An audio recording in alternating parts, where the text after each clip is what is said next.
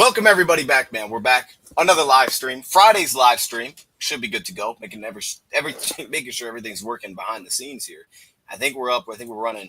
I think we're ready to roll here, man. We got a lot going on today. All right, this is more than I think what we typically have for just a single show because it's not just one topic. We got a couple little topics just sprinkled together to make a show. So hopefully everything's working. I'm trying to make sure I got all the graphics ready so that I can kind of throw these up there. But yeah, we got a few things to talk about, man. There's actually a lot of positive news coming out recently, man. Some positive injury updates. And, we're getting to that time, man. We're about to start this off-season workouts, which, I'm excited for, but I really love draft season. So I feel like I'm still kind of in draft mode a little bit. I don't know. I just feel like I'm kind of in draft mode a little bit. But I'm excited for it. I'm excited to get this thing rolling. But the biggest thing is more so the positive news that we're getting with the injuries. Hey, you know what I mean? Finish that thing up. You let me know. But we got some positive news, man. I want to jump off with that. I want some positive energy on a Friday, and that's Aidan Hutchinson, man. I want to jump right into that because I think most people have likely seen the video by now, right? That would make some sense that you've probably seen the video. But if you haven't, Aidan Hutchinson dropped a video. I guess this was on his Instagram. I actually saw it later. The weird thing is I don't remember where I saw that. I didn't see this like on his Instagram. I'm rarely on Instagram, but I saw it somewhere else. And I was like, oh snap, he dropped this. And it wasn't like a lying source. It was something random. And I was like, oh man, this is fire. So I'm going to play the video, but this is Aidan Hutchinson getting back to it, right? Coming off of the tibia / fibia injury that he had. It's about 6.5 months out from that for Aidan Hutchinson, and he's out there running. The big thing that stuck out to me is not just him running, right? He talked a month ago about how, running at full speed and he doesn't feel pain anymore. And that's fantastic, right? That's awesome. And, I was told personally, like from a doctor, it was like, hey, man, you have a broken, basically what he did, breaking it like that. When he comes back, he's going to be strong, right? He's going to be good to go when he comes back. It's just about getting back, right? It's just about that process. And, man, I could tell you, the recovery is boring, like it truly is, because I think it's just so slow to see results. And man, it takes a discipline to just be locked in to continue to keep that process up so that you get back to who you were. But immediately what I thought of when I saw this video, I thought of what I thought about him when we drafted him, right? And I think one of the things I said, and because that was my breakdown video for Hutchinson, one of the earlier ones that we've done, I was like, I don't see how this guy fails. I remember that was one of the main takeaways from me. Is I don't think he's gonna fail at the next level. I just don't see him being able to fail. He's just that kind of dude, man.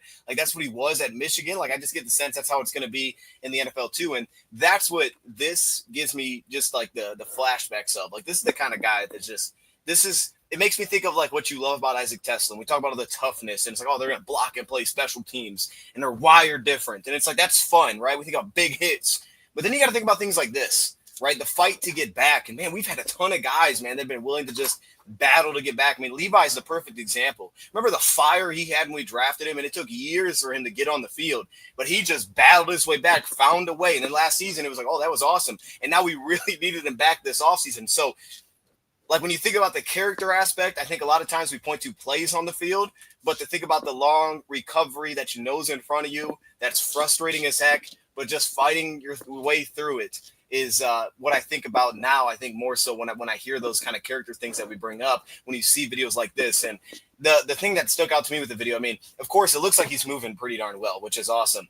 People have pointed out kind of the one-legged little jumps that he's done, which is incredible, right? You got a hurt leg. For me, my knee, that would be nasty trying to do something like that. So that looks awesome.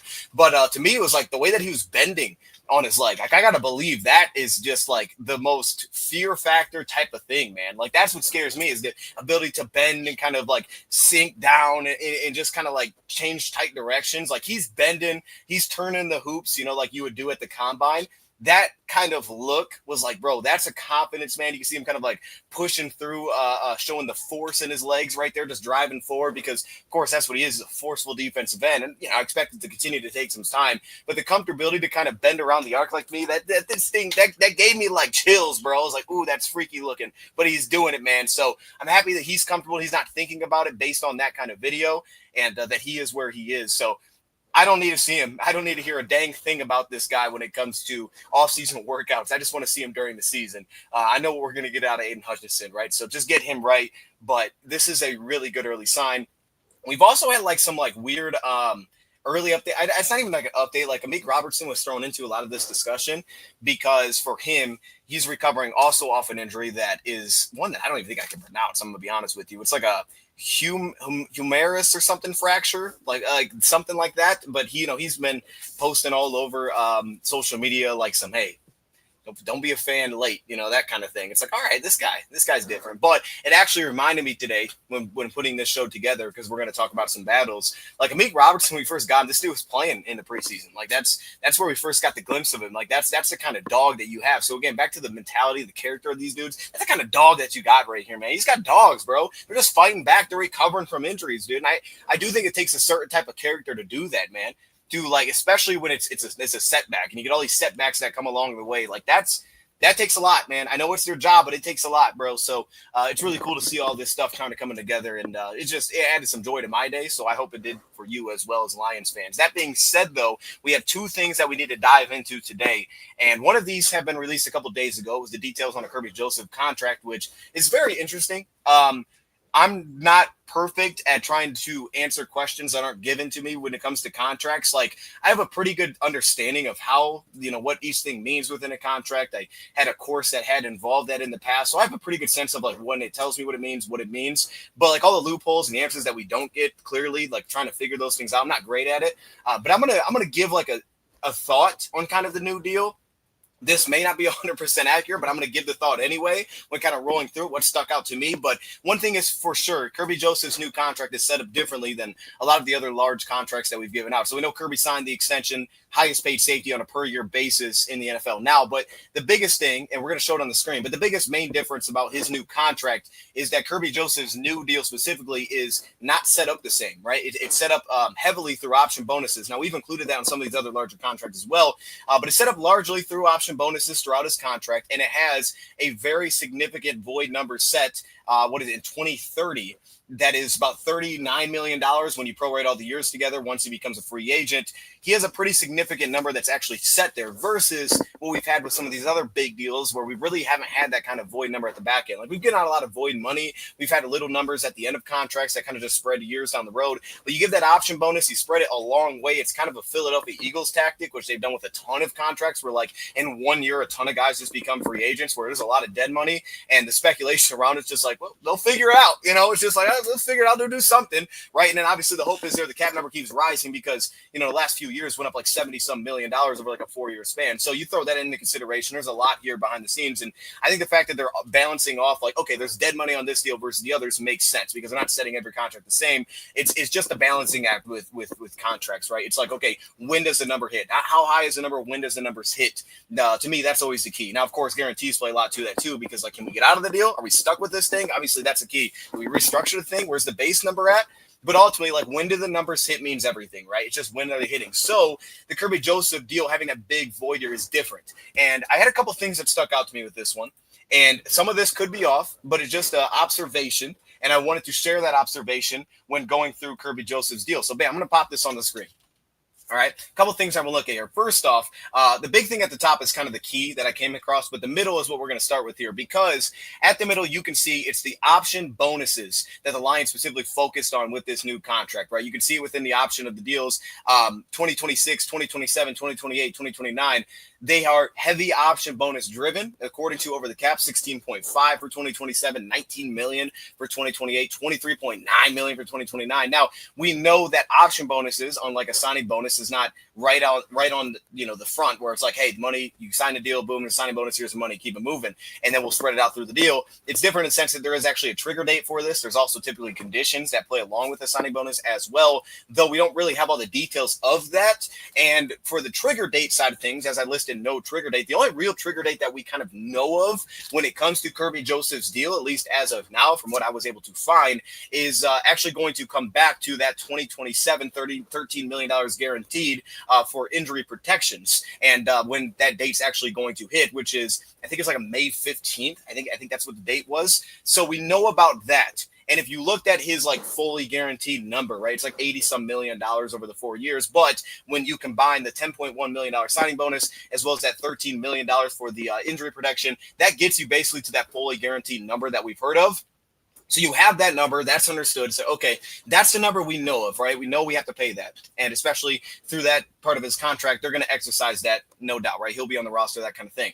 But then you get to the cap hits, and the cap hits are like, wow, they're really low, right? At 3.89. And the Lions, again, they don't do this with a lot of their contracts. That's why this thing's so interesting.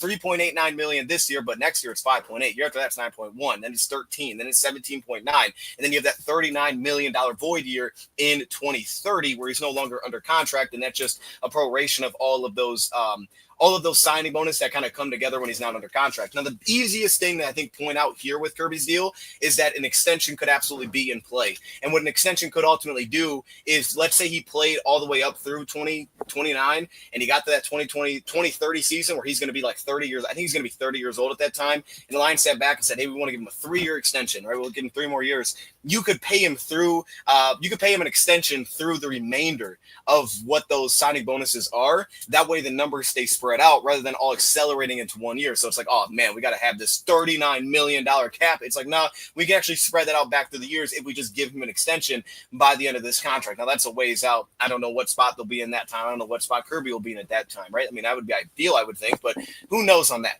The big thing, though, that stuck out to me that was interesting, and I was trying to do some math here, is at the top. So about $30 million in dead money is kind of what I came across here, which is left over from the option bonuses that are not in the current year if cut pre-29. So let's say you get to 2029, you're like, let's cut this guy. We know there are dates where the contract is going to exercise. You're going to have to exercise these option bonuses. And typically the conditions are like, hey, is a dude on the roster? So I don't know all these details. But if we assume if it's like, hey, the guy's on the roster kind of thing, the dead money is still due because the option bonuses that you have, as you can see the numbers in the middle, those are spread out towards the back, but they're also, some of it is still being taken on year by year. So they're still hitting that first year. They're just also more so spread out throughout his deal to those years that he's not under contract.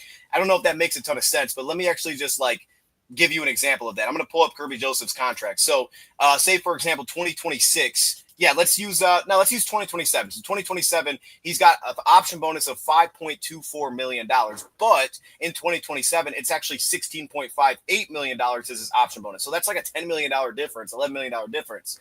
So where is that money? Well, that's spreading out through the deal. So now you get to the void years where that money is going to spread to. However, that means you're paying that within that year, right? So you're still paying that $5 million within the year, which means that in my estimation, you can kind of subtract that 5.2 million from actually the back end of the total option bonus. And if you do that for all the years of what you're actually paying him along the way in terms of where it falls on the salary cap chart, you would have, instead of the 39, maybe closer to like $30 million in the dead cap if he just walked in 2030, right? Like you'd have that much in dead cap, which would actually bump to probably about $32 million because you'd still have the $2 million signing bonus that would carry over and accelerate as well. So it may be a little bit lower than that 39 million. It could actually be closer to about 30 million at that time. I think that's the most interesting thing about this is that, again, the 23 million is the signing bonus. We know he's getting that BAM up front, got that money. Then you have the injury, which is, again, it's an option. I think in 2026, it's like May 15th of 2026. I assume the Lions will exercise that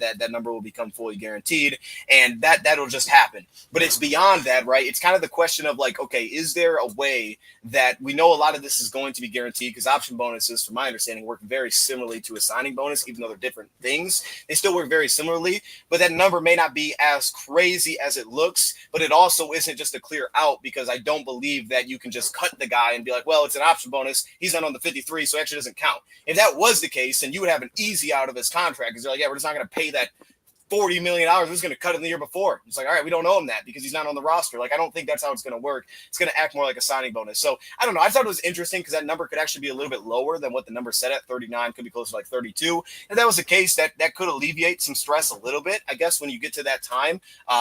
Where that happens, and if you're trying to extend him or if you're just letting him walk, whatever that is, and especially if the cap number keeps going up like it does, it could feel a little bit easier. That said, though, as mentioned, is different.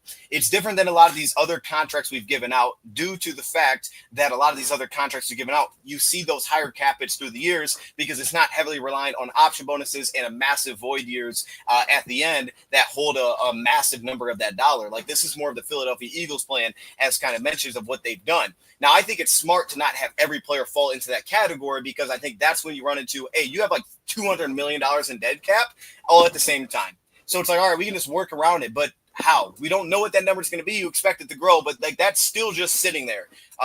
That's a lot of money. Are you going to extend everybody through that? So I think it's smart not to have everybody kind of on the same plan when you look at a Kirby Joseph contract specifically. Like his is different than Sewell's. It's different from Amon-Ra St. Brown. Like there's a difference to a Jared Goff. There's really no void money even set there. The difference is I think guys like that could absolutely be restructured through their deal because they actually have a base salary. Kirby doesn't really have that flexibility because he doesn't have a base salary.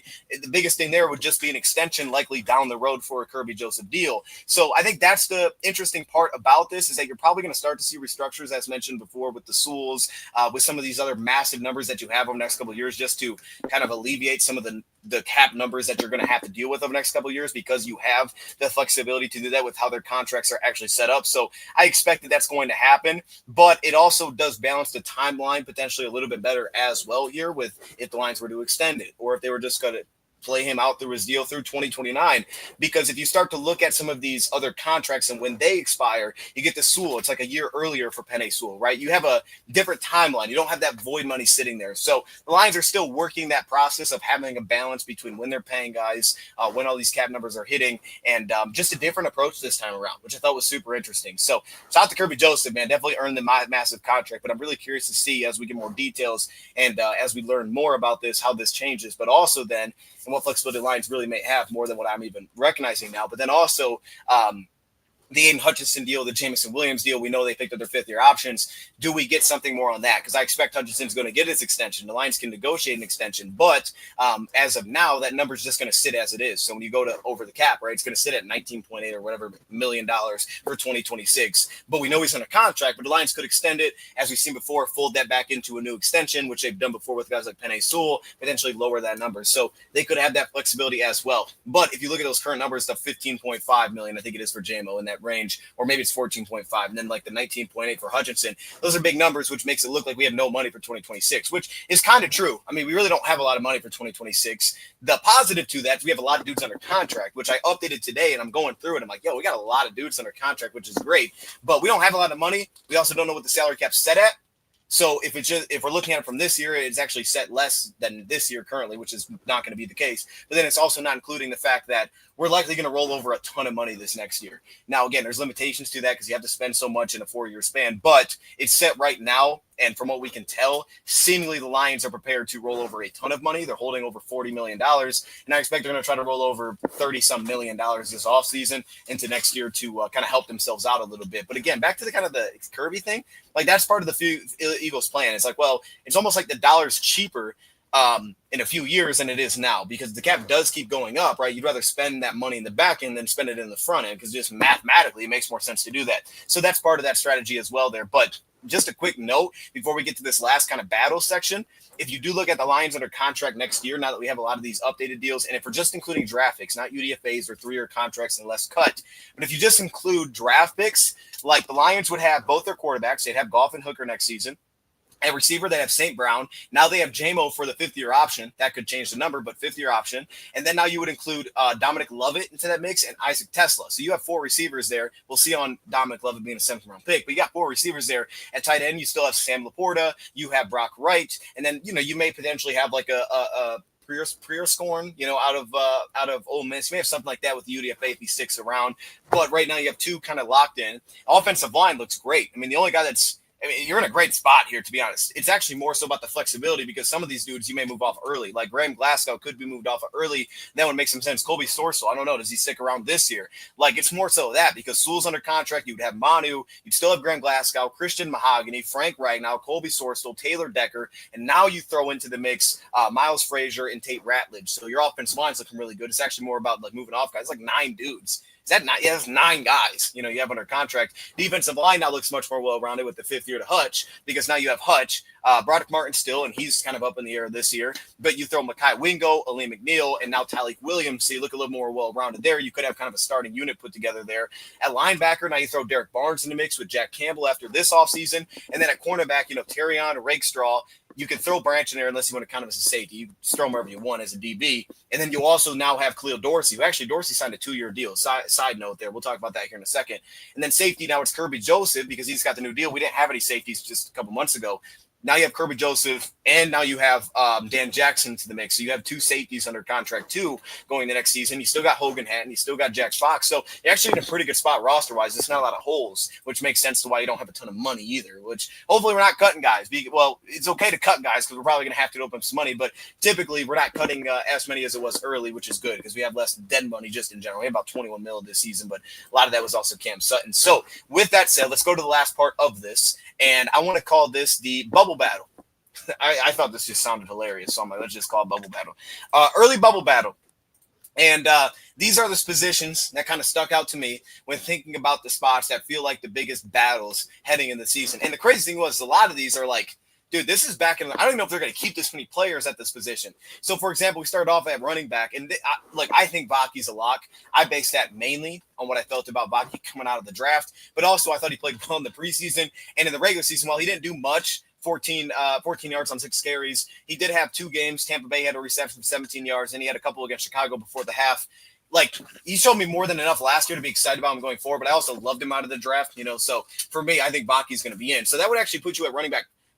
Really, you could call it 4, right? Because then you'd have Sione Vaki, Monty, and you have Jahmyr Gibbs. You're kind of battling for who's that next back, right? If you keep another back. And that's where you get to the 2 UDFAs, Tyus Anthony, Robichaux, and Craig Reynolds. That's where that mix comes into play. Now, I'm going to give you who I think would have the lead right now, my early prediction would be. This one, it would still remain Craig Reynolds. And this one hits me every time I watch. I mean, same thing with Vaki. Like, Vaki's very utilized in special teams. I was watching yesterday. Us play the Vikings again. Like, kind of had that on in the background. And we tried a fake punt. This was at Minnesota. We tried a fake punt last year. It went horribly wrong. We ended up winning that game on the road, but it went horribly wrong. But they used Vaki as like an option back, right? They kind of like motioned him across to option it to him. And then Vaki's also utilized on kick coverage where he's effective as well. So like he's got that value. Craig has some of that value as well on special teams. But I think the interesting part about him is on kick return. He'll play as a kick returner. I don't know if that'll continue this year, but he'll do that. He'll also play as one of the up backs as the other returner or the fullback. Usually list him as an other returner, the guy that steps in front. Though now it's different with how they run the kickoff team, but they like to use him as a lead blocker. So that's a value that I feel like from what I've seen from both Tyus and Robichaux, that I think both of those running backs could compete. They have the skill set to do that. I mean, one of those guys were doing that in college for their quarterback. They were lead blocking out in space. Both these guys are a little bit more of the physical kind of power backs is what you would throw both these backs into specifically. They're not your like small or elusive pass catchers. So it feels like a direct competition. And when I, went through these guys, like I thought Anthony, we talked about this in UDFA, I thought he may have more scheme versatility, right? Some more, maybe better vision, better feel, better blend to his game versus Robichaux, who I didn't maybe always feel that as much, but man, this guy was just a handful to bring down, and he's between the tackle type of runner. So, and you could buy into some of the pass protection. From what the Lions will be losing on Craig, he averaged 4.5. He carried last year, like 130 yards rushing. He's been pretty consistent. The problem with Craig, and the thing that he's got to keep an eye on, is he's losing the ball a little bit recently. He needs to protect the football. That'll be something to keep an eye on. If you see Craig like fumble one time, that would be very concerning for me in the preseason game. Outside of that, right now, I think he definitely holds the lead for me as like he's going to get in. I think Vaki's going to get in. I think that will remain kind of steady. But it is a fun running back battle. And the big thing there is, I think, for Craig, just not doing something like that. Because, you know what Craig is. I don't expect him to go crazy and like, whoa, I didn't know he had that element. But it's like, okay, but do your job at a high level, right? Special teams will be the battle here and protect the football. That said, let's go to the next one, and this is going to be the interior defensive line. This one is all over the place because so many of these for different guys play different roles, right? You think about Broderick Martin, Chris Smith, Pat O'Connor, and Miles Adams. Now, we already would have, in my opinion, 5 defensive linemen interior defensive linemen. I'm not even talking DNs, just interior defensive linemen already in this mix. That's not including Levi. I'm including Levi as a D end, right? So you already have 5 that I think are locked in. It's okay, or do they keep 6? And if they do, who in the world do they keep here? So I went back, watched a little bit more of these guys today a little bit. And I'm going to pop this up. I watched a little bit more of these guys a little bit. I still am not confident going any direction with who's actually gets the nod here. Like, they all bring something different. Miles Adams, more flexibility, can kind of play DN, play 3 tech, right? I think he has better movement skills. He can move laterally, kind of sink in a little bit better to blocks. Like, you get a little bit more of that kind of comfortability the wider that he gets to work on some of these plays. I think he's got the agility. He's got a lot of second effort wins. The big question for me is, can he get more early wins as rusher? Like, you can see the upside there. You can see the toughness. Can he improve his hand usage a little bit better? But you You can see the lockout. I think he fits the scheme well. I'm a fan of Miles Adams. I thought it was a really sneaky get back this offseason. And then can you get more consistency when he's not playing DM, but he's playing as a 3, when he's playing outside shape of guard, when he has to deal with double teams, right? Can he get more consistency? Because he has the bend, the agility, the flexion to kind of settle himself down. Then you go to a guy like Chris Smith, and Chris Smith to me is a wild card because Chris Smith, I don't expect him to add much as a rusher, but he did a lot of good last year, and he was consistent. There's a reason he earned those snaps. Didn't play a lot of snaps for Lions last year. I think he played just over 40 last year, if I have the number right here. But what Chris Smith was is you knew what you were going to get from Chris Smith, and he was actually gave me a little bit more juice off the ball than I remember when I went back and watched him, right? The guy can get off the line. He kind of just lived right over the center, one tech, 2 eye, those kind of things, kind of lived in that area. But he showed enough lateral movement skills to deal with his own blocking scheme. He showed enough of that. I just don't know how much of a rusher can he tap in to bringing me a little bit more as a pass rusher. And if he could do that, I'm intrigued, right? Can he be maybe a little bit more powerful? But he plays with a get off that I can buy into, some of that lateral quickness, the fast hands, and he typically got to his spot pretty well. Like he wasn't overwhelming, but he would win pretty early. Chris Smith was Mr. Consistency last season. And then you go to a guy like Broderick Martin. Now Broderick Martin's everybody's on board. This guy's getting cut. And it's not a great path for him, there's no doubt, because he doesn't bring much flexibility. That's the big problem here, right? Like Pat O'Connor, Miles Adams.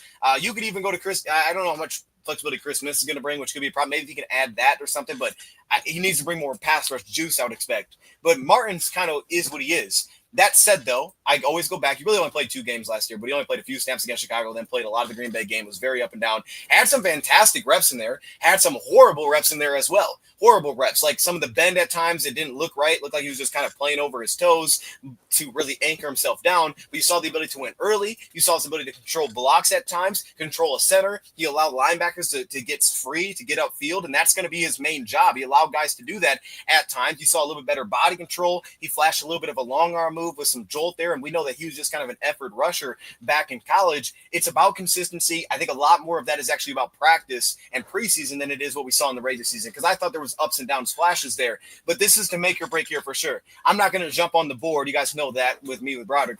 I'm not jumping on the, he's out, cut him, that kind of thing. No, I want to see it play out. I want to see it play out because I did see flashes last year. If every rep looked absolutely horrible, I wouldn't say that.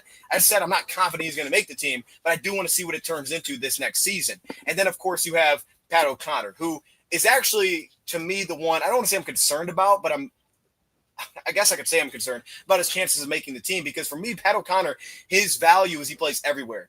But I really like him at nose tackle. The problem is he's got issues there. I mean, he's going to get pushed off a spot. He doesn't really sustain ground. Brandon Marcus sustained ground. He's 340 pounds. That's not really Pat O'Connor. He played with a lot of juice, a lot of get off, natural leverage, played with a really firm foundation, but he didn't have much walk back strength. He would kind of, fall out of the play, get sealed up as you see on a run play like that. And then you wonder, like, okay, but is this going to work? We put him wider. Is he going to be as effective if we put him wider? So for me, he's actually the one I don't want to say I'm like concerned, but I'm just not sure. I'm really not sure. And I want to see how much he can expand his game. I love me some Pat O'Connor, though. So that's going to be a nasty battle. And I don't know if any of those dudes make the team, but maybe one does. And they all bring something different. Now, the safety battle's super interesting, because this one to me deserves more attention. And I think at some point we have a lot of shows. We're going to do something like this where we just go through the safety room. Mo Norris, Lauren Strickland, Eric Hallett. All of these guys are actually interesting. So today I was like, let me go watch Eric Hallett. I haven't seen much Eric Hallett, or at least I don't remember watching him. Let me go back and check him out. He wasn't with the Lions in the preseason. He was with the Jacksonville Jaguars. And the dude looks pretty good. Like, I like watching him in coverage. He's pretty smooth in coverage. I think he has a really nice feel in coverage. He's got a really nice build as well. He's a pretty firm through his foundation. He's got a nice little frame. His frame's filled out pretty well. He can kind of settle into the box. He's got the build for that to kind of live in there. You see it as a pass rusher too. He doesn't really get bumped off too often. He's just an inconsistent tackler, but he moves really well in coverage. He might be the most fluid one-on-one piece probably outside of Lauren Strickland, but he moves pretty well for a guy that you could be like, put him at free safety, put him at strong safety. That's what he did in college. He's a former 6th-round pick. He intrigues me a lot, because I don't think we talk about him like at all, because he's not like known as a Lions fan. We haven't seen him play here at all. But I think with the safety battle, what the Lions looking for, they want versatility. They want guys that can play strong safety and free safety, comfortable single high, comfortable in the box, comfortable one-on-one.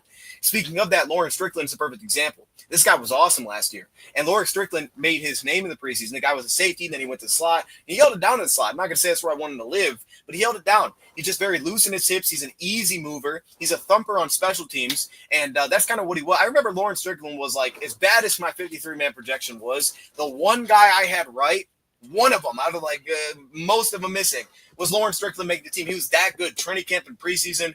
And Lawrence Strickland, I'm fired up to see like him build on that because Lawrence Strickland can play. And I think it tells you a little bit about how the Lions feel about these guys. Like we may not know it. They may not be the big names. They may not be the big signings. But you didn't really do much with your safety room. You added Avonte Maddox, who's going to safety, I believe. So I think he's a lock. But once you get behind that, like if you keep a fifth safety, special teams feels like it's going to have a lot of value. All of those guys I think can. Mo Norris is a good example because he got the first crack at it against the Giants in the preseason, and he played single high. He has very good feel early. He's very proactive. He's comfortable in the box. He's really long in the box. He just isn't as fluid to me as in space as a coverage piece, but he gets to his spots really early. Like, can you play special teams? Feel like it's going to have a massive value. I think Strickland gets the nod early for me amongst these three, but also then it's like, all right, but if we do put you at safety, Norris got what snaps, Strickland didn't play, Hallett didn't play. Who do we like here? I don't know, but I think it's a fascinating battle, and we're going to have to spend more time talking about this one. We got two more that I just want to touch on here. First off, tight end group. Again, how many tight ends do they keep? I don't know. But if they keep three, then this is going to be all over the place. Shane Zylstra feels like he has the nod because we know Shane Zylstra. But he was signed pretty late back. Kenny Yeboah added this offseason, doesn't have much pass rush production, can block on the move. I like him. He's a people mover in lines, got the build for it. Can do a little after the catch as a straight line mover, but he doesn't have much production there at all. Prierscorn out of Ole Miss as a blocker. I like his style. I like his technique. He just, to me, needs to get stronger. Can we open up more man-covered separation? Can we get closer to Zylstra in that sense? Because right now he feels like a zone beater with soft hands. Can we get more there? And then you have Zach Cornton, who is just a fireball to watch as a blocker. He was one of my favorite UDFAs to watch when doing that video or the last show because he's awesome to watch as a blocker. He gets in line, he gets under pads, he drives guys out, he's a finisher. It's just like, can I get anything in the pass game? Can he add some run after catch? I think that could be his role. So for me, maybe two of those four stick. Maybe one of those four stick. I think it could be very likely one of those four stick, and that's it. With that being said, are they looking for a guy that brings more block flexibility? They need more route running flexibility. That position feels very even as well. And then finally, to finish it off, I think an underrated group is the cornerback room. It's Rock Ya-Sin, who was signed this offseason to the one-year deal. It's Gavin Holmes, UDFA out of Texas, who didn't really play a ton at Texas, was a backup. He's basically a dime corner for them, but showed a ton of good movement skills. Khalil Dorsey, who you didn't know this, Lions actually gave a 2-year deal this offseason. That may tell you a little bit. It's not a massive contract, but it's a 2-year deal, and they've constantly kept him around. They like special teams value there. I'm a huge Khalil Dorsey guy. I was huge after the first year. I thought last year, I didn't know if he took like strides for me in that sense, but I love watching him in camp. He was awesome year one. I'm really happy they did this, actually. I think he has a nod for special teams as well. And then you have Thomas Oliver, who we just haven't really seen much of as a corner. This entire cornerback room, this is a battle for corner 5. I think the 4 are clearly locked in. If you count Maddox the corner, then it throws it off a little bit, but I don't. Right? I count the 4 we have this offseason: DJ Reed, Rake Straw, Terrion Arnold, Amik Robertson. And beyond that, it's an open door. And everybody can bring a little bit of something different here. Right? I think there's some different styles at play when you see these pieces, but they're all going to be asked to play and do kind of similar things. Like, can you get up and press guys? Well, Rocky seems pretty comfortable there, right? Some of the length that he has. Can he be comfortable in off coverage, right? That's where I look at a Holmes, and some of the movement skills that he carried. Then you look at a Dorsey, a guy that can just fly down the sideline, has speed to match up with anybody. Can he give me some slot flexibility? That's where I look at this cornerback room and say, corner 5 is not settled at all. It's not settled at all. But Khalil Dorsey feels like he has the nod. So early sense, Khalil Dorsey to me has the nod. I would say at tight end, I actually would lean Caden. I would lean Caden as the slight nod, but that's probably the tightest room because I think Yeboah is right there. I think Zylstra is right there because we know what he is. Horton I want to see, but I just don't know how much I trust the pass game is going to open up for him. But I actually kind of like the UDFA early here, Caden Prierscorn. At safety, my early nod would be Strickland, and I love Strickland, but the other two are fascinating. Defensive line, out of those guys, I think my guess would be Miles Adams because the juice he can add as a rusher. But, man, Pat plays everywhere. Smith was consistent, though he played like 40 snaps. Just can we tap into more? And then, obviously, Broderick Martin, who I'm not counting him out. And then you get to the running back position, and this is one where it feels like kind of Reynolds' job to lose a little bit. But those are 5 battles that are going to be fantastic now that we've wrapped up the draft in UDFA. So that being said, there's a lot going on here, man. Hopefully this was good. I think we hit on about 3 topics pretty quickly there, dove into them all. I just kind of wanted to wrap up this week with a lot of things all at once. And if you want to see an Isaac Tesla breakdown, the video is up right now on the YouTube channel, DoseOfDion 2.0. And until when? I don't know. I just said until then. But until next week, until next Monday, I will see you then. Appreciate y'all joining over here on Bleacher Report. And, man, I'll see you then. Have a great weekend. We're out. YouTube, we wrapped it up. It's a good week. That was a lot. There was a lot. Went way over there. I was like, yo, I don't know how I'm going to get this thing in 30 minutes, bro. I was flying trying to get that thing in 30 minutes, bro. I didn't time that well. That was pretty bad, but we got it done. That's okay. Kirby tried to cover our new boy, Vanillatron. Okay, that's new. I have not heard that. Vanillatron is intriguing. That's intriguing. Bro doesn't drop the football. In fairness to him, he doesn't drop the ball. Dude's averaging 20 yards of reception. All right? I'm not against it. I'm not against it. I like to see some. That's what would get people fired up. Give us some videos of him working with Calvin and wearing one of his Calvin jerseys as a kid. Give us one of those. That's what we need for Isaac Tesla, for the fan base. That's what we all need. We all need to see that. Me flying never. No, I mean it was rare for me to talk fast. I still get those comments. And they always throw me off because I understand. I can get flying a little bit, especially like when it's, I don't know, it's just certain topics I can get rolling a little bit. But probably because I have a lot to say and I'm just trying to get off quickly because I know how long it'll take. But like if they do throw me off, because like, yo, there's editing in this. Like I'm not breathing. It's called editing, bro. It's crazy. Like y'all want to see me just. Y'all want to see that? Y'all, is that what y'all want? Y'all, does that make it more real? Like, bro, AI does that now. AI takes breaths when they talk, so maybe I need to leave those in there. They always throw me off. It's like, bro, it's I'm editing the video. I'm not like just not breathing. Like whatever. That would be insane. I'm not just bop bop bop. You know what I mean? I don't know. I guess if that's the perception though, that's what I'm doing. Like that's pretty magical. Like in my opinion, that's pretty fantastic. Like people got to be a little blown away. Like, look at this guy. This guy just don't breathe. He's just spitting. Like, yeah, I mean, hey, man. You know what I mean?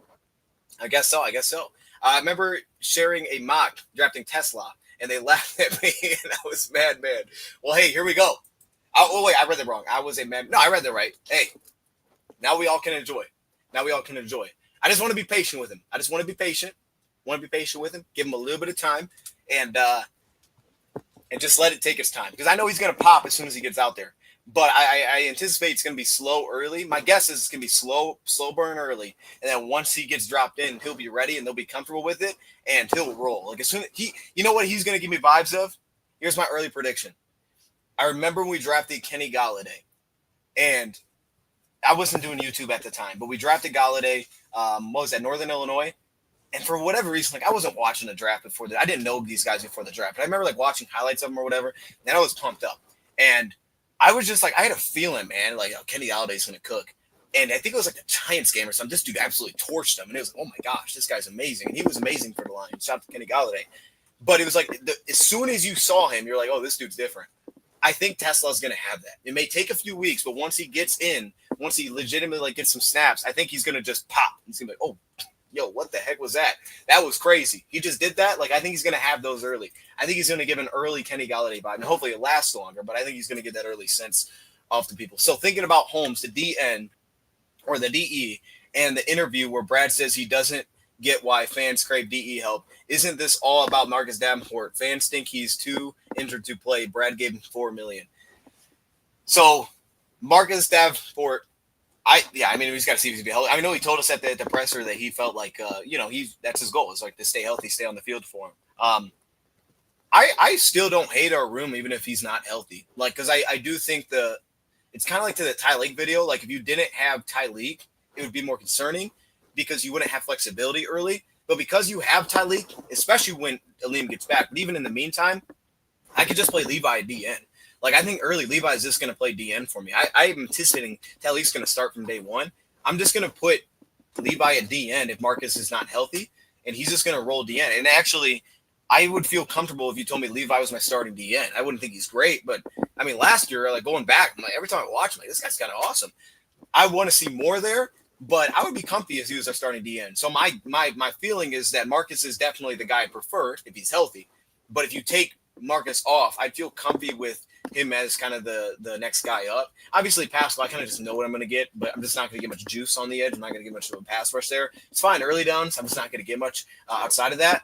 And then that's where hopefully Ahmed can get rolling a little bit, where maybe we can find something earlier. I would also, again, keep an eye on Wingo, because to me, Wingo is kind of the same thing. Like, I thought Wingo was going to have to play more DN, and I saw a play. I was watching the Vikings game, as I mentioned. He came in for like one snap against the Vikings. I can actually probably find the play. He came in for like one snap, and the very first snap he came in at defensive end. Someone got hurt. I think it was Pascal. Pascal like hurt his hand or something, came out for a play. Wingo steps in and just blows up the left tackle. I think it was Darisaw at the time. I think it was. It was in Minnesota. I think it was Darisaw. It was a beautiful rep. Now it kind of cut away because he threw it. I didn't actually see it on the Ultimate 2. I was watching the broadcast. But he was like punching him in the chest, kind of pushing him back, getting to the quarterback on the very first snap that he came back out. And like I saw that, and obviously it's not a big sample size. It's just one play. But like that thought, and then you see the play, and you're like, dude, that makes sense. And clearly they have a style. I mean, Marcus, Levi. I mean, these guys are playing DN. These are just massive human beings. Wingo could fit into that. So actually, I don't feel like I'm not super comfortable with DN. I still would. I would prefer to have a guy that I thought was like, oh man, he's super bendy and he's just going to turn the corner and that's his game. I don't really think we have that guy. I just don't think we have it. And it's like, okay, you don't have to have that guy in today's NFL. Defensive coaches typically prefer pocket collapsers. It just makes it easier. So that value is different. Like if you can pocket collapse and get pressure, I'd prefer that as a fan. Like, yeah, if you can blow people up, push them back to the quarterback, I prefer that way of pressure than getting around the edge most of the time. The thing is with the guys that can dip and bend, there are certain tackles that don't handle that as well. And there is a value at times to have that piece. That doesn't mean it's always valuable, but there is a time where, that can be valuable because he just kind of throws off the pace. So I would have liked to feel like I had a guy on the roster that was that. I don't really think we have that guy. But then you even throw like Keith into the mix, who we signed as UDFA. The early feeling is, my early sense, I think he might make the roster. Like, and I don't know how he's going to do it. Maybe I shouldn't say make the roster because I don't know what the heck the path is to do that. But I think he's going to get snaps this year.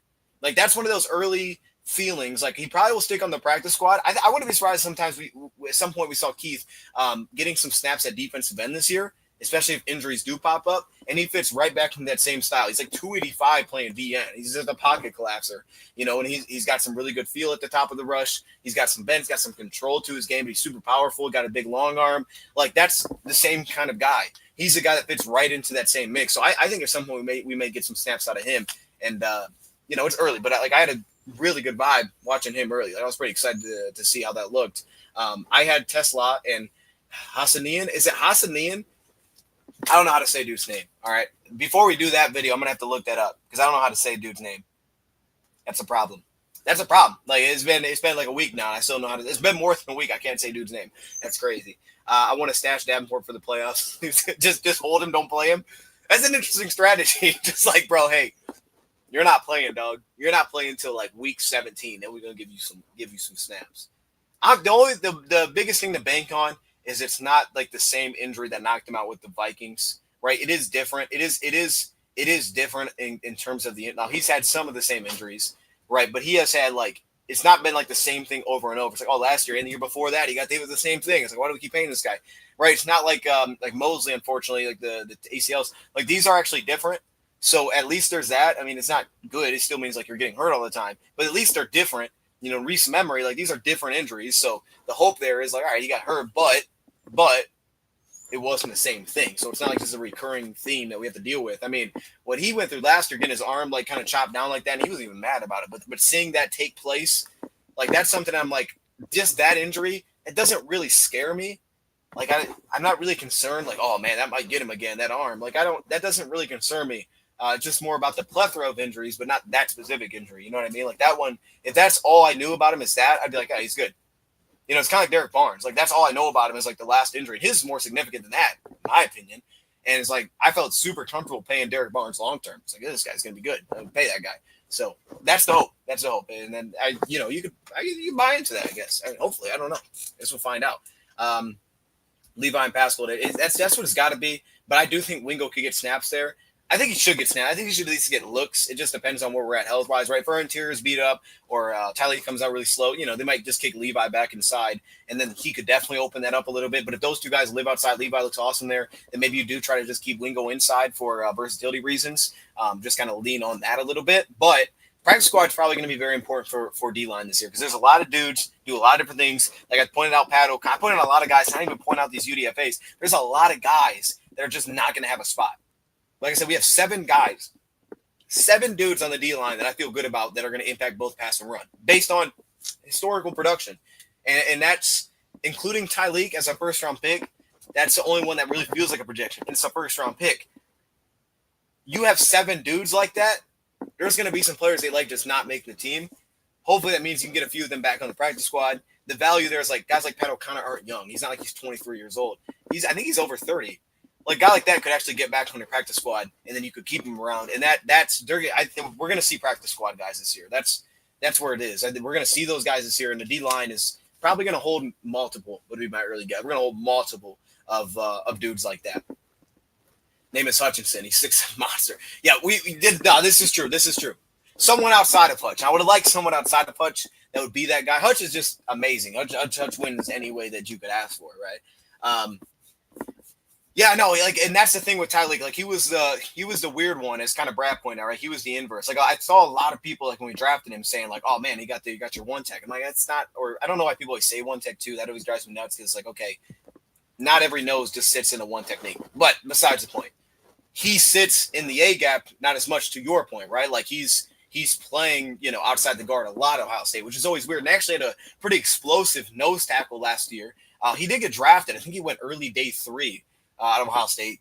His name slipped my mind right now, but he was pretty explosive. I think he was smaller than Tyleek Williams. And he was playing nose tackle, but he was a pretty explosive of field piece. And it was interesting to kind of go that route with what they did with their defensive linemen. But I also think with Tyleek, we did see him at nose tackle. I thought that he had to play faster from the inside. So I think that's going to take a second for him to kind of speed up that process a little bit. But the run stopping was so consistent as a 3, or when he played outside the guard, that you kind of buy into, like, we're going to be fine there. He's gonna do that. My whole balance thing was just like, can he get pass rush consistently outside the guard? That's where it's like I need to see more consistency there, because if you're going to live there, I need some juice. That's the opportunity you get, is you get to work one-on-one with the guard a lot of times. That's where I need the juice, right? It's one thing at nose. And if I put him at nose and he can live there against the run, he's going to get after the quarterback. So I can understand why teams would buy into, hey, we think he's a nose. Because if you think that he's going to live inside the guard, and you're confident that the run game is going to carry over really well like it did from where he played outside of the guard, if you're confident that he's going to be able to play to that speed early and he's going to handle the run from there, then the idea of leaving him there makes a ton of sense, because he's going to give you a lot of juice just because of the way that he matches up in the inside versus when you kick him more to the outside, where I think he's not average, but he's definitely not a standout piece in that spot. He's just super agile. But you put that guy near the center, that's a problem. Like, now all of a sudden he has a real advantage when you put him there. So They could put him down a little bit. They could keep him where they were outside the guard. They may want to, with DJ Reader, they may want to kind of lean into that. I think the good thing about Tyleek, though, is, like, you could drop his weight if it finds more explosion, but he is still a great mover for a big body, right? Like, he's still super agile. He's still very fluid, change of direction, all those things. And he doesn't look heavy. He doesn't look heavy when you watch him. He could just maybe become more explosive. Maybe. And that may not even be dropping weight, right? That could be dropping weight in the sense of you're getting stronger, but, like, just cutting. Like, I don't want to say cutting. That's not the right word. But just getting stronger, like, fitting more muscle than fat into your – I don't know what his body fat percentage is. But if you had just more muscle mass than you had fat, like, he's going to be just more explosive generally, and he'll still be able to kind of maintain that weight, you would think. So I think that's the value. It's like, this is a big dude that moves incredibly well. Like, if you just got stronger, man, like, you're gonna actually add weight. You should, in theory, because your muscle's gonna weigh more than that fat's gonna weigh. But at the same time, that could make you more explosive. But it's exciting because the dude's massive and he can move. Michigan pushed OSU around until Tyleek showed. He's very difficult to move. Great in the run game. He's a great run defender. And it was weird because that's not where I felt with him early. But it kind of grew him. He's like, oh, this guy can really run. And remember that in that Michigan game, man, like, there was a lot of nothing. And they popped a couple massive runs, specifically this last year. It was amazing to watch him get that job done, I'll be honest with you. I don't know if y'all saw the video of Tyleek with his cats. I know he was a cat guy, but he's got like 2 cats. One of them's S'more. I don't know what the other one's named. Like Orange Puff or something. I don't know. I guess there's like an orange one. I don't know. But he's a cat guy. You know what I mean? I don't know why I brought that up. I just saw it like 2 days ago. He had videos of cats, and I was like, who's this dude? Like, they just showed a guy with cats. I'm like, I don't know who this guy is. I about turned it, right? But then I listened for a second, and they said Tyleek. And I was like, oh, snap, that's Tyleek Williams.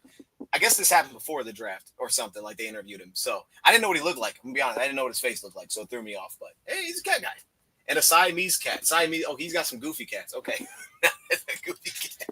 Braden Swinson had a real bad maturity issues. Explains the fall. Oh, that is a problem. Yeah, see, that's the problem. That is a problem because it's kind of the. I guess that would be kind of the same. Well, I don't want to call it the same as Mike Green. That's very different. But yeah, that would make sense. That would make sense. Former NFL exec drops bold take on his rookie sleeper, endorsed by Scott Pioli. Yeah, that would make sense, man. And that's the tough thing, right? Like, because when I do it, I'm just looking at the player. I don't grade based on that stuff at all because I don't know how to factor it, right? And I don't have all the information. But like, I could have just said, "Hey, this Mike Green probably would the Lions draft Mike Green?" Like, I didn't think that was gonna happen. I didn't think it was gonna happen, right? I didn't know he'd fall that far, but like, I don't really think we're gonna draft him. But he's a heck of a player, right? So, yeah, I guess if that's the case, that makes sense, right? And kind of the point, bro. I don't know if you were here, but like, man, the value of guys that fight their way back from injury, just that kind of work you put in, it's those little things from a character perspective that needs to be thought about. I think when you think about these guys, right? It's not just about like, oh man, he's a tough player on the field. He's gonna block for me and stuff. It's like, nah, bro. It's about all the other things off the field. A lot of things we don't see. But we do know guys are trying to work their way back. And we got a lot of dudes, man, that have just been locked into getting on the field. And it's pretty cool. It's pretty cool, man, because that's a hard process, man. Just getting back from a very significant injury. That's a boring process. I don't know, man. I think it's hard to stay locked in. It just feels like you're not getting anywhere. Like yesterday, I think it was like 2 days ago, I was in the gym and I was like, because I might love play basketball. So like I like jogged to go get the ball, but I jogged kind of fast. I'm gonna be honest. I jogged with some scoot to it. I felt weird, but I jogged with some scoot and I got fired up. I just jogged the ball, fired up, dude. I'm like, oh my goodness. I was zooming right there. But then immediately in the back of your mind, like, yo, could I play right now? And I'm like, no, could. It stinks. But I'm like, I couldn't right now. I couldn't run. Like I legit would not be able to hang for a possession. You get tired real fast, you're exhausted. I don't know. But respect to Hutch, man. That's just Hutch, bro. That's what he's gonna do. Yeah, but I guess we'll leave it there, man. So Isaac Tesla video is out. Shout out to everybody that's in here right now. Sounds like you guys probably already saw that. Injured, man. It's the ACL. It's the ACL. But it's my hope is because they have a league coming near me, and I entered it like hours away in the league hours away. But there's one coming near me. So when I figured that out, I was fired up. I was like, I can't play right now. So it's like one of those things, man. You just got to be patient. At least for them, though, they have a schedule that they can kind of outline and be like, this is the day, or not even the day, but this is kind of the area that I'm after, and then we can kind of just go from there. At least you have more of an outlet. You know when your season starts kind of deal. So you have that. But, yeah, man, I can see how that would get – I can see how it gets frustrating for sure, bro, because you're like, dude, this is taking way too long. This is taking way too long, bro. I feel like I'm at step 0 again. This is crazy.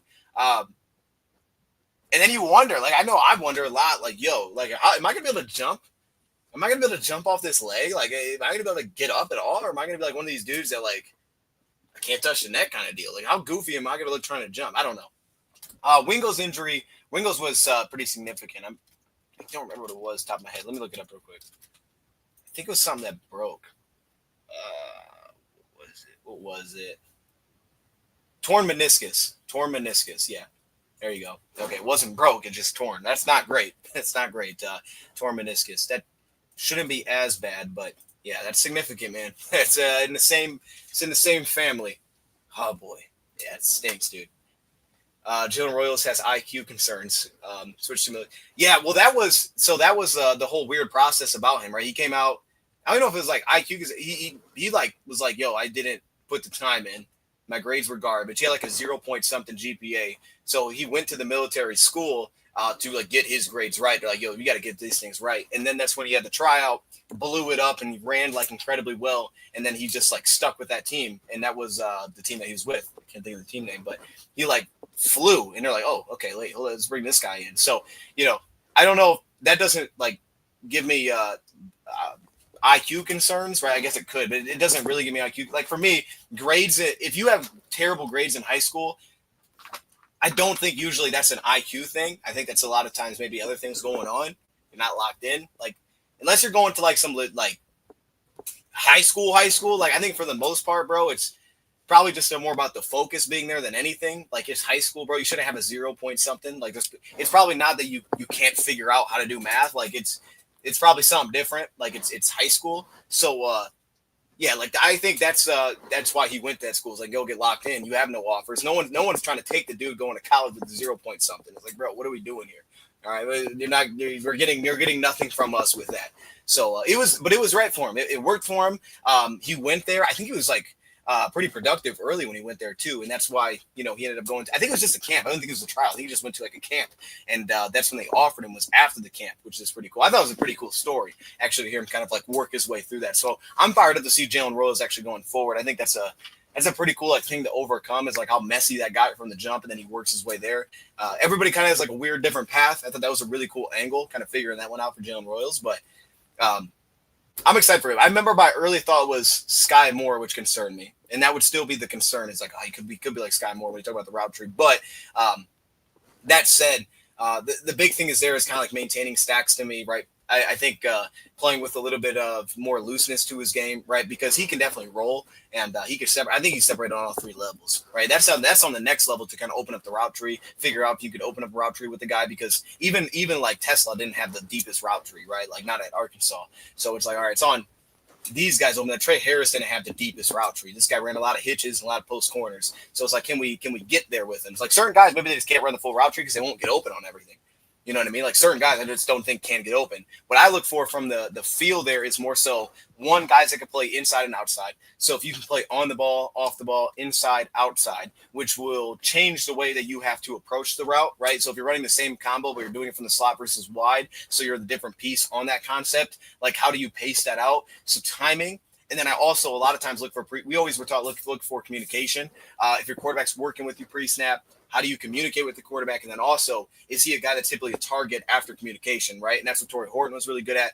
Because if you're on the same page with the quarterback where he can see something, bam, we're going to this, and then he's trying to get to you, that typically tells you, I think, a lot about like, okay, we're on the same page here. You have a feel for it. You feel it. He sees it, that kind of thing. You're on the same connection. But I always look for different alignment. Always look for different alignment from that sense, just like having the football intelligence for the game as a receiver. All right. That said, though, I appreciate y'all doing it, man. FBI concern. No, I hear what you're saying. I just don't look at the grades as FBI concerns for me. I just don't look at it like not high school grades. Like I don't know. And then now it could be. It definitely could be. Like I don't know. Like I don't want to call them out or something. I have no idea. Right. But I just assume typically in high school, like if you have bad grades like that bad, it's probably just other things going on, and you're just not having for whatever reason, right? Whatever. I have no idea why. But they just the attention is probably just not being there. The work is just not being done, and that's why your grades are that bad. But I just got off the phone with Pat Kerwin and Jim Miller for moving the chains about 30 minutes ago. They're pretty certain that the Lions are going to Lions are going to go out there a defensive end in free agency. The Lions are going to go out there and they're going to go sign a DN. I think DeMarcus Walker would be a great signing. I think it would add depth to what we have.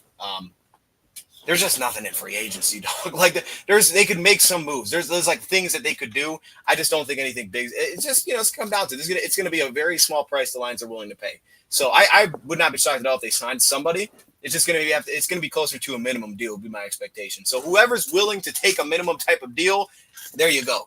You know what I mean? If someone's willing to now, hey, I mean, maybe a dog's willing to take a minimum type of deal. If it's truly like, I just want to win, I don't care what the contract is. Now we got something. Let me see real quick. My man said falling to 130 is nuts. It is pretty wild. I watched a lot of Jalen Royals, man. I did the full video on Jalen Royals. So that actually does make sense there. Looking at my grades on him, trying to see. Well, his hands were closer to average than me. So was the separation, right? So the critical factors grading wise, and it's how people feel after the catch, because some don't grade that as heavily as others. That can depend on the team. Green Bay grades that highly, you would think, everything they do after the catch. I thought he was strong there, but when your separation and your hands are closer to average, that does scream day 3 pick. I thought he would be a day 2 pick, but that does scream day 3 pick. And he didn't always play to his play speed, right? So that's kind of what I felt about Tesla a little bit as well. But, from the route running, I thought was a plus. Body control, I thought was very good. Like, no, I didn't have any like high level grade. I didn't have any great grades on the player anywhere, but I thought he was pretty well rounded. It looks like here, and the ability to make things happen when the ball is in his hand. He tested really well for the 4.42, 149, 13 bench press. He's pretty well built, too stocky, strong in the lower body. I guess that's just all in the eye of the beholder, man. Like, if you don't value run after catch heavily, then I could see you not being maybe as high on the piece. Right? I could see that. I could see that. But like, what you said, 130, he went to 130s. That's not far off from round 3, is it? I mean, that's like right on the border of round 3. Still lower than I thought he would go, because I remember seeing it like, oh man, I had him higher than who was going. So I'm with you on that. But where'd he go? He went to the Chiefs, which makes some sense from the tracking ability. How they kind of do things off script. Let me see though. Where was he selected?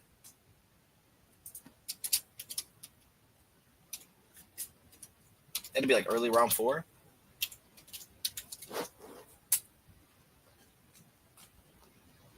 $133.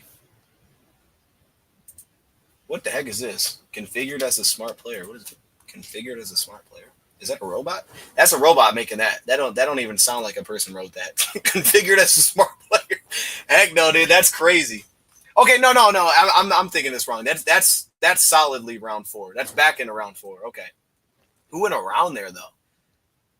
I guess he was kind of the run before the mess, right? Like he was the last wide receiver piece, not before the mess, but before things got all over the place. Like going after Jalen Lane, like I wouldn't have done that. They're different types though. They're definitely different types there. Who else kind of went here? Arian Smith, and then we did have a lot of receivers. This is also not a great receiver group too. DK went, and then obviously we had our pick. We traded up.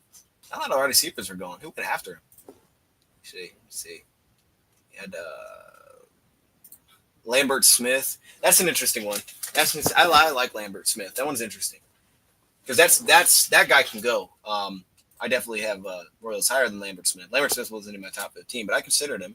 Troy Horton ended up going 166. I think that one is probably injury related though. I think a lot of that had to do with injuries. My guess would be, bro. But I mean, think about that. We had round 5. Round 5 had 2 receivers drafted.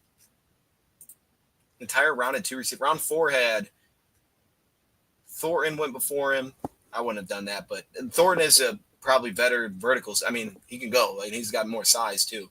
We had 3, 4, 5, 6, 7. Okay, so he went above Alec Ailmatter, which people liked Alec Ailmatter. I didn't like him as he was like 13 for me. But I don't know. It's just a weird draft, man. And that makes more sense to me, though, when you're seeing these names of, like, why you would go and get your receiver like the Lions did. The Pat Bryant one, he feels like a Josh Reynolds style to me, right? Like, I think does the mic sound like whack? Oh, man, it does sound whack. What are we doing? All right, we should be good now. I don't know why it switched. Yeah, my bad. I don't know why I did that. The Pat Bryant one, though, feels like a Josh Reynolds type fit. He feels like he is like the perfect Denver fit, bro. Like that dude is going to have a really good feel for the game. He's going to get for the line consistently. He's going to be able to play on the ball. You can put him in the slot if you want him to. He's just going to be well-rounded and solid. Like that's the vibe I get from Pat. It's just going to be solid. It may not be outstanding. It's just going to be solid. That feels like a perfect fit for them. He wants to come back to someone else's camp. If he wants to come back, then I'm cool with that. It's in his court, bro. Simple as that. Like the ball is in his court. That's how I believe it. Like you just say, yo, if you take the little money, come back. We just have a number, bro. We there's only so much we can go with. All right. Well, that said, I think we're going to told you Andre Lambert Smith got potential. I mean, he got potential to be trash, bro. No, no, man. I what was it? Like oh, this is gonna be a disaster right here. I grabbed this pile thinking like I was gonna find something, bro. What am I doing, bro? I need to stop. Nah, dude. I need to stop. But we're in too deep now, bro. We're in too deep now, man. I was gonna do draft grades, but you know what I've decided? I'm for dose of draft. I don't want to do draft grades this year. Right, because I do need to watch more. Well, not to watch more, but like I don't know everybody that got drafted, that kind of thing, even through the first 5 rounds. So, so because of that, We're going to do a lot of early 2026 stuff. I want to put out a way too early 2026 mock relatively soon. So that's something I'm working through in the back end. It's tough because I don't watch too much film where I'm like, oh, I did my full breakdown on this 2024 tape. And then 2025 hasn't happened yet. Like, I don't want to do that. But I want to watch enough where I have a background on some of these guys, maybe get a range of like why people like them. So early 2026 mock is in the work for Dose of Draft. That's in the work right now, okay? Oh, Ty Hamilton is the other DT. Yeah, he's 6'3", 300. The dude's 6'3", 300. That was the nose tackle for Ohio State, which is crazy. Smaller than Ty Lee. Crazy. Yeah, definitely a different style. But hey, different fronts do different things, man. He said that's crazy. Okay, Klubnik QB1. I've heard that. I saw somebody had a team trading to 1 for Klubnik, which is very interesting. Very interesting. This is gonna be a good quarterback draft, man. I think it'd be good. I need a Holmes jersey. Yeah, if I find one, I'll definitely let y'all know. Because if I find one, I will also buy it. Yeah, here we go. Lambert Smith. Okay, I found it. 23 years old. A lot of older receivers. That's the thing too. 6'1", 190. Ran the 4.3 740. I was lower on my grades though. Like, I'm looking at it, man. Like, I thought his release was closer to poor. He could separate a little bit though. His hands were below average. You know what I mean? For me, run for catch was a plus. Route running was below average. Had some savvy to his game. Like, it was all right. Like, he had a lot of the upside traits to what you're saying. So in fairness, he's got a lot of upside traits, a lot of potential traits there. Just not a lot of positional things I thought were great. But that's okay. That's a good spot to get him. Day 3. It's a great spot to get that. And athletically, he's great. He's great. He pops though. He's a flash dude. I remember he flat because early I was like, oh snap. Yeah, I remember watching like, oh snap. Then I had to watch more. I was like, all right, maybe I'm not as high on this guy, but he does pop. I also thought it was for Jay Stu. That's crazy. No, that ain't crazy. That's not crazy. That means they draft. That's a good draft pick. That's a good draft pick. That's not crazy. It fits well. He went to the Chargers. He went to the Chargers, right? That's a good draft pick for the Chargers. They're gonna take the top off. Yeah. I don't even know where he went actually. He went to the Chargers. That's a good pick. It's a good pick, man. ESPN ranked him at 261. I actually love the guy compared to ESPN. 261. That's crazy. All right. Rams getting their quarterback with those first 2. Man, they definitely could. What do you have to say, people that have been jogging Brad over the Tesla? Never heard that. So you know, it's funny. It's not funny, but I was thinking about this today. Not thinking about it, but I was reading up on kind of like the Howie Roseman. We were talking about contracts earlier today. Check it out. But we talked about the Kirby Joseph one. Howie Roseman and the Philadelphia Eagles, like, someone did a study on how much they move in the draft. And they moved a ton. And then this year they were trying to move up Odie Campbell in the draft. And I can't remember what it was, but there was like a quote from Howie Roseman about like why he's so aggressive and he moves so much. And I don't remember the exact quote.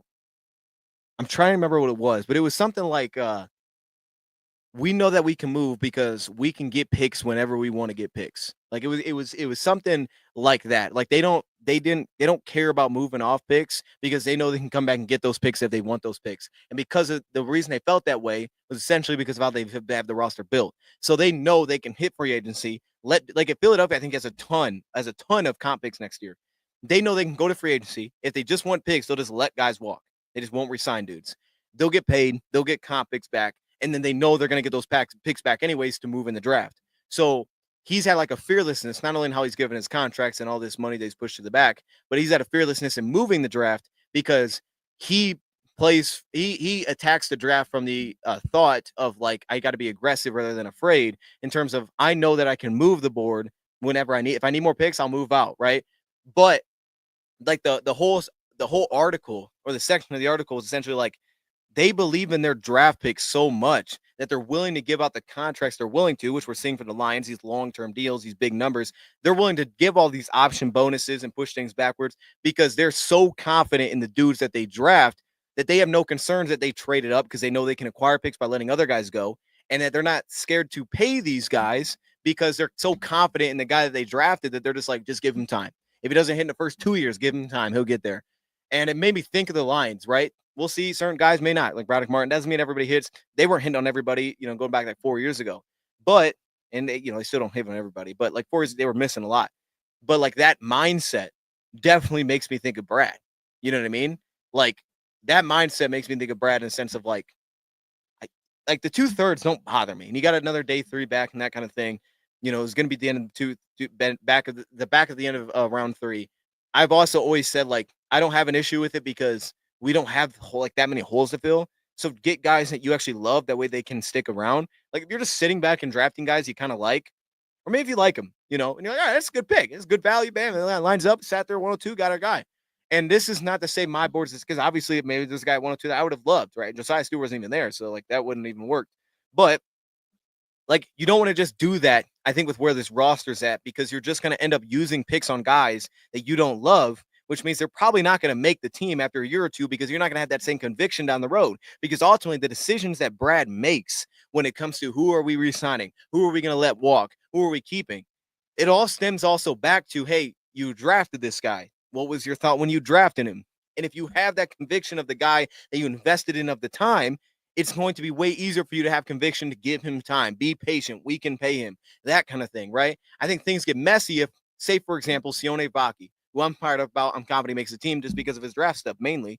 But if you didn't have conviction that much when you draft, and you're like, all right, we kind of liked him, and then maybe you just don't see a ton, or you have like a bad game, like we didn't get much of a sample size, you might be quicker to be like, just cut that guy.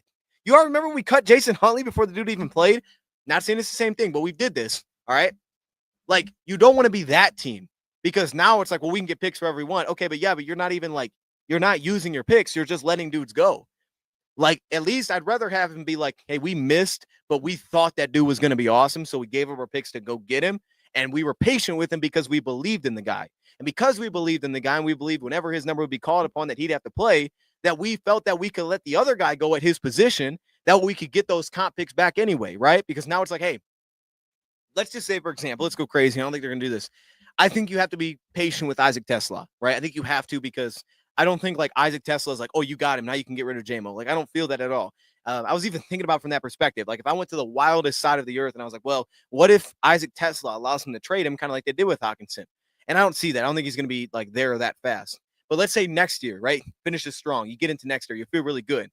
And you get there next season, you're midway through the year, Tesla's taken off. He's now firing in year 2. I don't think they're going to do this. But all of a sudden, if someone was like, hey, bro, we'll give you 2 1/3 for JMO, and you're like, you know what? Maybe we'll take that deal. But you're able to do that because you loved Isaac Tesla. But if you were just lukewarm on Isaac Tesla, and he's only, and even if he just had a strong finish last year, but you're only kind of like, you may not be willing to do that because you're like, we don't have a dude. But if you love that dude that you drafted, now you may be able to say, like, we're cool with doing that because we trust the dude that we got. Like, we think these guys can handle that. So I think, like, I prefer the guy with the conviction, even if it misses, because then at least, you believed in the dude that you took more than anything. It's going to miss at times. That's just how it's going to go. Like, you're going to miss on some of these draft picks.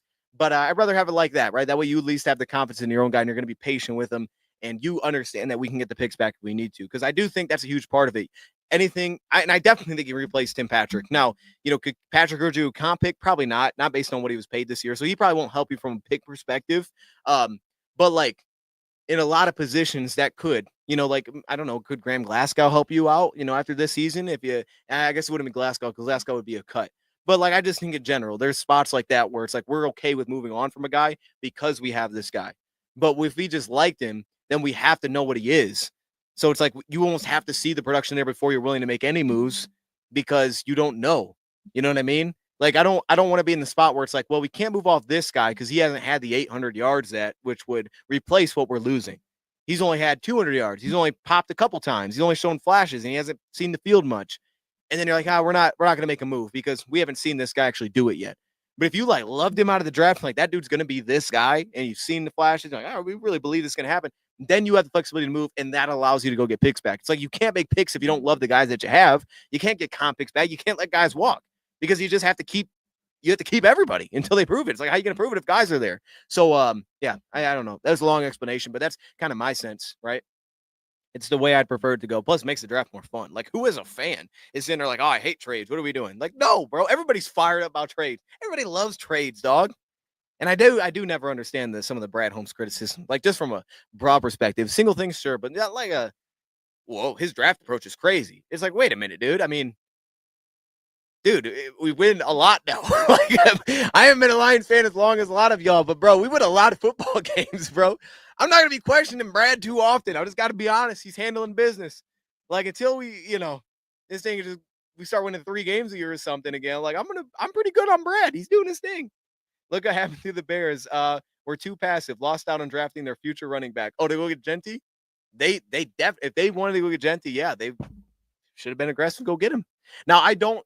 Here's my sense on that though. I don't completely believe in the idea that Ben Johnson doesn't like Swift. I don't think because we drafted Gibbs and traded Swift, that meant that like Ben was like, good. I didn't want Swift here anyway. Now it sounds like they were looking at Nick Chubb, so maybe they'll bring in a different backup. But like I do feel like again that's an upper management move more than anything. It's where his contract was, that kind of thing. And Ben could have liked him. Like that doesn't mean that Ben was like sitting there like, no, don't trade him. Then he traded him. He's like, oh, Ben, what are you doing? But that doesn't mean he disliked him and was like, yeah, we got to get him out of here. He could still really like the guy and be like, all right, cool. You gave me Gibbs. That works out. But then it's like, man, I really like Gibbs. I really like Swift when he was here. Because remember, Swift took over some games. Like we really like Swift when he was here. He might feel really good about him over there in Chicago. So, and he was really good last year. Like I give Swift credit. I mean, he was awesome last year in Chicago, in my opinion. That's got my sense. Brad is performing at a Hall of Fame pace. He's doing pretty good. Executive of the Year award. Hey, bro, as I was saying, dog, like, it kind of like talks you into stuff. You're like, shoot, man, he's doing pretty good. Would you be willing to call into 97 on the ticket and talk to Mike while you were alive? Who is Mike? Henderson or Judkins also? Shoot, who did they take at running back? Didn't they draft a running back though? Who did they draft? I don't remember who they drafted. Didn't they draft Judkins? Maybe that was Cleveland. That must have been Cleveland. Let me see. They took I thought they drafted a running back. Oh yeah, Kyle Monungai. That's Kyle Monungai. Hey, there you go. They got a guy in there, but it does sound like they might sign Nick Chubb. I mean, everybody that they seem to bring in for like a visit or something, they sign. So like, I wouldn't be shocked if they end up signing Nick Chubb over Roshan Johnson. That wouldn't surprise me. Monungai, Swift, and then Chubb. Yo, if Chubb's Chubb though, hey, that sounded crazy. By the way, let me calm down on that. But that dude was a dog when he was healthy, bro. That dude was an animal. I'm hoping he's not that guy if they sign him, but it'd be fun. It'd be fun. Anyway, I don't know. You have to let me know who Mike is. But that said, we're gonna leave it there. I appreciate y'all joining, man. If you just joined it, feel free to run it back. He's a dog with healthy. Okay. I thought you were laughing. Hey, he is though. He's tough, man. He's tough, bro. I think we're good here. The Bears are gonna be harder to play against. Bears are gonna be tough. I think Bears gonna be tough. Excited to get into the next class, but then I learned General Axel Booty Jr. transferred in. Already lost his starting job. Begging for a booty resurgence. All right, I don't even know what we're doing anymore. That's crazy. Yeah, I don't know what to do with that. What am I supposed to say to that? Do I agree with you? I have no idea. All right, we're gonna end it here. That's crazy. End it here, bro. Okay. Road end of here, man. I appreciate y'all trying to have a good weekend, man. And we'll be back. We'll have another breakdown coming out soon. I don't know who's next, but stay tuned on Dose of Draft 2. I don't think it'll be very like right around the corner, but I'm working on it. 2026 mock draft. That's the work. And then we'll go from there. We'll kind of just see what happens. He was the quarterback at Oklahoma. General Axel Booty Jr. was the quarterback at Oklahoma. Oh my goodness. All right. Well, that's again, I don't know what to do with that. Are we getting a more Hey, I do have a Johnny Morton video, see, by the way. You probably haven't seen it, but I have a Johnny Morton video. And if you have seen it, then I could definitely answer what you're saying. But Johnny Morton. Wait, let me look it up real quick if I can drop it in the chat. Morton. That's not how you spell it. It's why. No, it's just I just put John Morton. My bad. John Morton. I think it is Johnny, but I think I just put John Morton. Here you go. Watch this. Bam bam. Not the to the signing. This video right here. This is the video. Hopefully it pops up in the chat. That video right there, see, that's where I kind of break down my expectations for what John Morton's offense is going to be different, how it's going to be the same, things that I expect to carry over. And there is some real vertical passing talk in that video. So I would check that out. That's his real name. General Axel Booty Jr.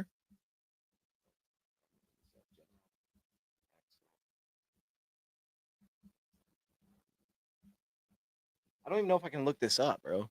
General Axel. I'm not even gonna look this up. This is not his name. Y'all are lying, bro. I'm not looking that up, bro. Nah, I was about to look that up. I'm not looking that up, dog. I don't really know what comes up if I look that up. Now he's playing. See, you're making it believable. I just don't want to look that up. Give me like his nickname or something. I'll look it up. But that's I'm not looking that up. All right. Well, I'll look into it for the draft stuff. Maybe he's on the. Maybe he'll be in the mock draft or something. Maybe that's real B. He's the backup at Louisiana Monroe. All right. He's probably not going to get drafted first round. That'd be my guess. You're serious? That's his actual name? That's got to be a nickname. Yeah, absolutely. See, let me know if you enjoy it too. Come back to one of these and be like, "Yo, this was trash." Do one of those. All right. If it's trash, let me know. Let me know. We'll try again. He's all name of the century. General Booty can't get a nickname. All right. I'm gonna look it up.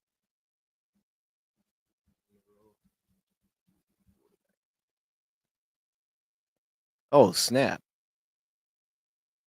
General Axel Booty. No shot, dude. Oh, that's insane, bro. That's actually his name.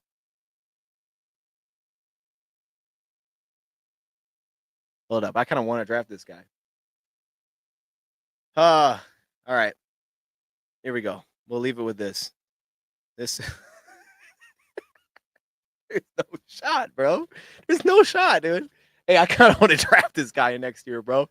Quarterback rankings coming soon, dog. When I put General Booty 1, I'm not even going to explain it. I'm just going to be like, hey, what's already understood doesn't need to be explained. General Booty.